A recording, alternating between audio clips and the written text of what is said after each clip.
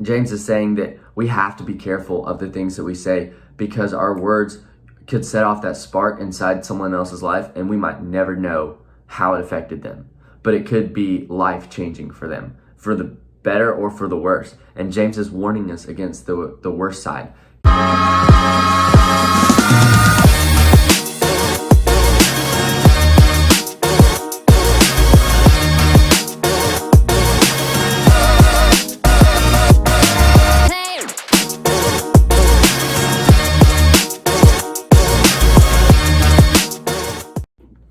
What's up, guys?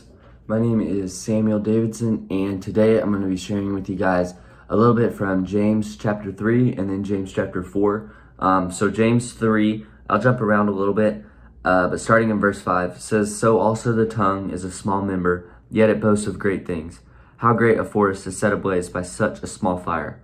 Verse 8 says, "No human being can tame the tongue. It is a restless evil full of deadly poison.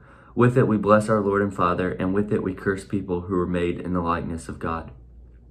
Now, this is something that is close to me because for all my life, like, I've been in sports. Competition's a big part of my life.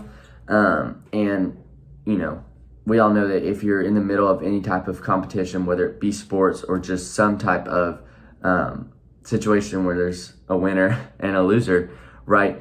The tongue is one of the quickest things to just let loose. Like the heat of the moment, we usually say things that we probably wouldn't say normally, or that it can come across in a way we definitely didn't mean it to. But James is saying that the tongue is like the spark that is set ablaze by such a small fire, right? The things that we say can set off this wildfire inside of someone else's life. Usually a lot of times, and this is how I used to interpret it, is that if I say something and I say it wrong, that those people, like, I'll be able to tell, the people I said it to, like, their attitudes and their actions will change, and I'll know, oh, I definitely shouldn't have said that, and I'll be able to change. But, like, think about how good we are at hiding our emotions.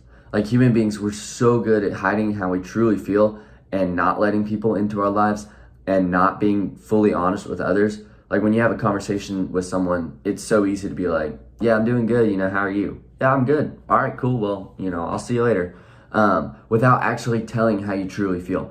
And so James is saying that we have to be careful of the things that we say, because our words could set off that spark inside someone else's life, and we might never know how it affected them.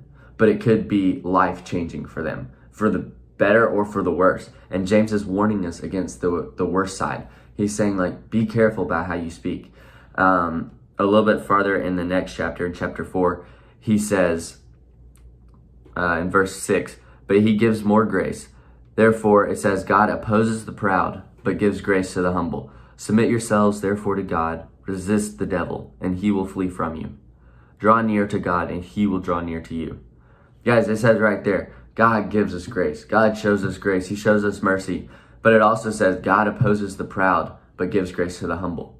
If it's clearly written in the Bible that God opposes the proud, pride is something that I've struggled with my whole life, and I bet a lot of you do too, because it's such an easy emotion. It's an emotion that we can hide a lot of times. We can have those thoughts, "Oh, I'm better than that person," and move on, and that person would never know. But at some point, our actions or our words are going to show how we truly feel and what we believe.